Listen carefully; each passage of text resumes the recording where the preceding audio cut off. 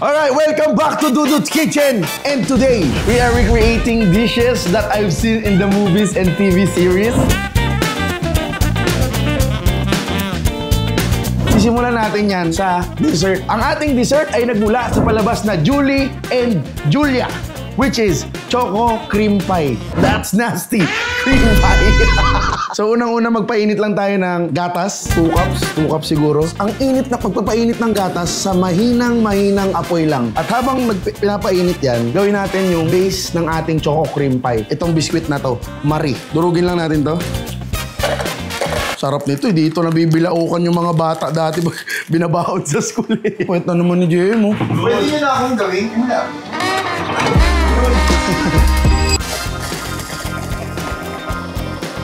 Yun, durog na. Lagyan lang natin siya ng melted butter. Yan yung tutulong sa kanyang mag-set pag lumamig na siya. Tsaka sugar. Mix lang natin. Dagyan pa natin ng konting butter. Para naman sa ating choco filling, kailangan natin ng 2 egg yolk, asukal at cornstarch. Yun, egg yolk. 1, 2, gawin natin 3. Then, pak.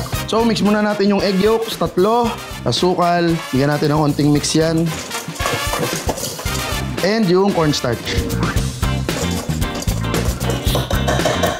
Temper natin tong egg mixture natin sa pamamagitan ng paglagay ng onting mainit na milk. Hindi lang natin siya binibigla sa init para hindi siya maluto. After nyan, balik tayo dun sa gatas na ating pinapainitan at tunawan na natin ng chocolate. Ang sarap inumin! Pwede niyong dagdagan. Gusto niyo magka-diabetes ng maaga. Make sure na walang dumidikit sa ilalim. Halo lang natin. Lagay na rin natin yung ating egg mixture. Tapos dahan-dahan na nating buhos. Halo lang ng halo. Huwag kang magsasawa, bata. Kung naiisipan nyo napapagod na kayong maghalo, hindi na pwede. Ngayon, papatakan natin siya ng onting vanilla. Okay, halo ulit. Ay! Kapagod! Press muna natin yan. Tapos huwag nyong hayaang bitawan agad para hindi masunog sa ilalim. Yan, para sa ating whipped cream, whipping cream. Kailangan medyo malamig or chilled para tumayo siya. Tapos, onting sugar din. Yan, parang dumami na siya, oh. Okay na, baka ma-break natin yan, baka masira natin. Basta, tumatayo na siya. Yan, ito na yung mga garapon natin. Okay, so yung ating base, lagay natin. Tapos, bago natin ilagay yung mga susunod, isiksik muna natin siya ng paunti-unti.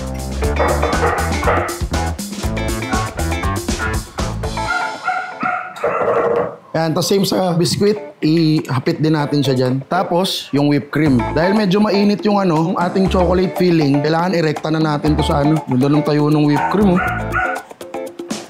Ito na ang ating Choco Cream Pie from Julie and Julia. Pero, papalamigin ko na muna siya sa ref para masarap mamaya. Next is the omelette from the bear. Ito yung niluto ni sous chef para kay ate na kapatid ni Bida. 3 eggs. 4 eggs pala. Beat natin yung ating eggs. Padaanin natin siya sa strainer para lang mas smooth at pahirapan ng ating mga sarili. Hiwa muna pala tayo ng ating ipang-garnish na onion leeks mamaya. Painitin lang natin yung kawali sa medium heat. Yan, lagay tayo yung butter.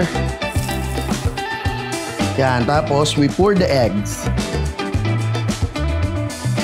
Season, some salt, and we mix. Yan, the moment na feeling nyo magsiset na siya, hayaan nyo na siyang mabuo para bilog pa rin siya and then po-fold na lang natin. Kung makikita nyo, ang ganda ng itsura ng natin, omelette natin. Doon sa palabas, nung malapit ng maluto, nung nasa gantong point na yung itlog, nilagyan niya ng Boursin cheese. Pero wala tayo noon, meron tayo ditong garlic fresh spreadable cheese. Lagay lang natin sa gitna. Yan. Pwede na tayo mag-fold. Yan. Luto naman na yan. Plate na natin. Mahirap pa yung paglagay sa plato kaysa yung pagluluto eh. Wait, there's more kasi naglagay siya doon ng potato chips. Hindi masyadong kita yung potato chips pero I'm sure malalasaan nyo siya. Minit! Umago pa ulit. Ang sarap ng cheese. Kaya pala ganun reaction nung kumain ito doon sa palabas. Na-video na ba to? Di pa doon. Naubos na siya. Ang sarap kasi. Ayan, ang ating next Aoy's fried rice. Ito yung Thai movie na pinamagatang Hunger. Nagluluto siya sa sarili nilang restaurant. Parang ginusto niyang magtrabaho sa isang napakagaling na chef. Tapos ito yung pinang tryouts nila, yung fried rice. Tapos siya yung nanalo, dun siya nakuha. So yun, 4 na itlog.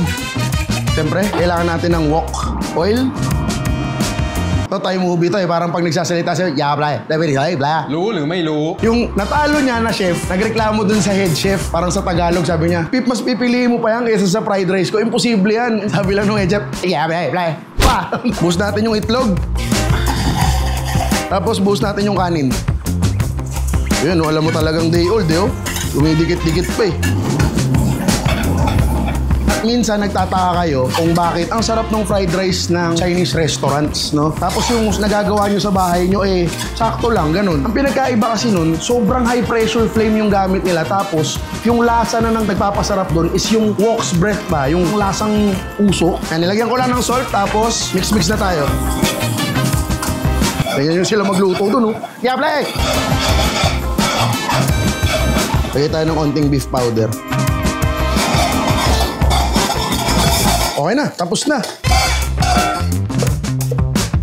Ito na, yung ating Aoy's fried rice from the Hunger. And next, ito naging trend na ito dati. Ang Parasite. Ang food na naging iconic sa kanila is yung chapaguri. Para gawin, kailangan mo lang ng dalawang magkaibang brand ng noodles. Chapaghetti, tsaka nyuguri. Put them together.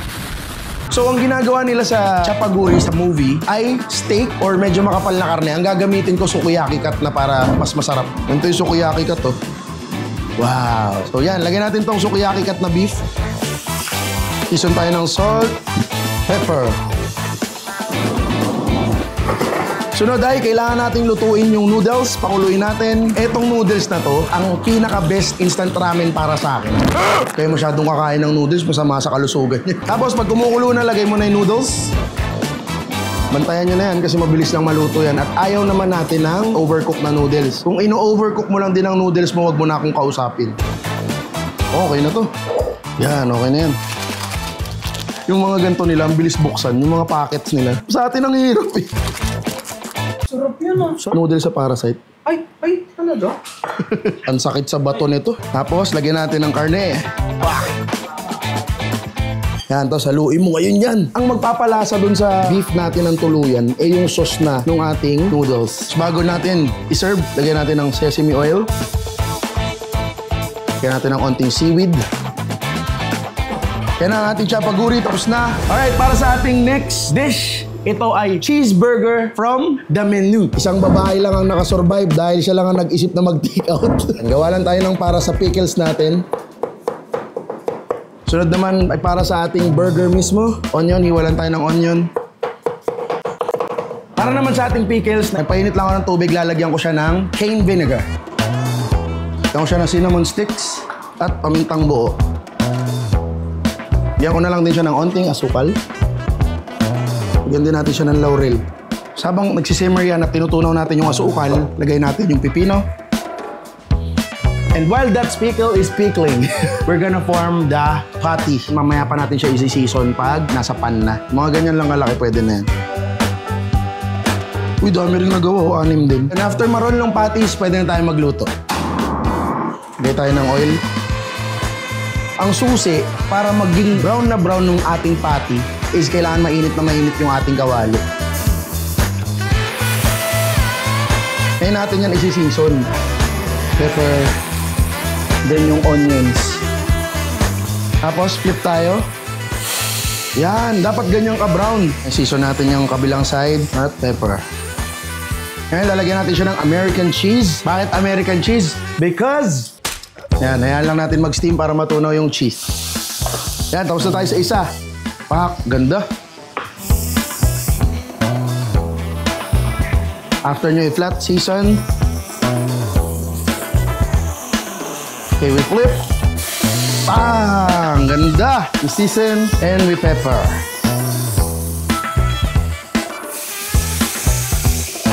Alright, tapos na tayo sa pangalawa nating patty. Patungin na natin sila because dalawa naman talaga ang pagpapatungin natin mamaya. Sunod, ang ating brioche bun. Bigyan muna natin ang ating bread ng butter, yung pagtutusta ng tinapay para din hindi maging soggy yung tinapay. Magkaroon siya ng crust ba? Painitin natin ang ating kawali. Doon na rin natin siya itutusta kung saan natin pinrito yung tinapay. Ketchup, ketchup. Ngayon, habang tinutusta siya, lagyan natin siya ng ketchup. Gawin natin yung sauce, mayo, mustard, Worcestershire sauce.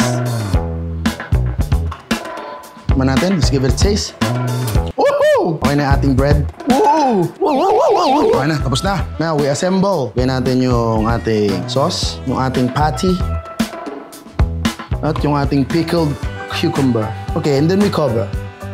Yan na ang ating cheeseburger. Okay, para sa ating last dish, wala na tayo ibang kailangan kundi cheese, tinapay, tapos butter. Pwede rin natin gamitin yung American cheese ni Chef. Ang last dish pala natin ay grilled cheese sandwich from the movie Chef. Na-lay off yata siya or nag-retire siya na chef. Nagtayo siya ng sarili niyang food truck na nag-o-offer ng Mexican food. Una natin kailangan gawin, lagyan natin ng butter yung pan. After nyan, tosta natin itong dalawa. Kung wala kayong ganito, okay lang. Pero pampabigat lang to. Para lang lapat na lapat siya. Tusta natin yung kabila. Tapos, sa side na to, lagay natin yung cheese. Tapos habang nagtutusta yun sa ilalim, lagyan na rin natin ng butter yung... Tapos dyan natin ngayon lalagay yung cheese. Lagyan na rin natin siya ng American cheese. Tapos pagpatungin natin sila. Yan, ang ganda. Ang ganda, ang ganda. Press natin yan sila together. I-butter na rin natin tong susunod nating tinapay. Ngayon, maganda, tinusta ko muna yung kabila bago ko siya lagyan ng cheese kasi may init na siya, natutunawin niya na rin yung cheese sa loob. Ang feeling ko, tostado na tong kabila. Yan ang maganda. Ay ko, init. Okay na to. Okay, lagay muna natin siya dyan at simulan natin yung susunod. And then, let's add our cheese. Oh! Sabak na rin natin to ulit para mas mainit pa siya. Lumalabas na yung cheese ng isa. Ganda. Wow. Wow. So ito na yung mga naluto natin, recreating famous food from movie or series. So ito yung chapaguri from Parasite. Ito yung Aoy's fried rice from Hunger. Cheeseburger from The Menu. Grilled cheese from Chef. And choco cream pie from Julie and Julia and Marie. Gusto ko na kumain, hindi ko na mahintay yung burger. Sarap pre. Halika. Ang titirahin ko ay hamburger.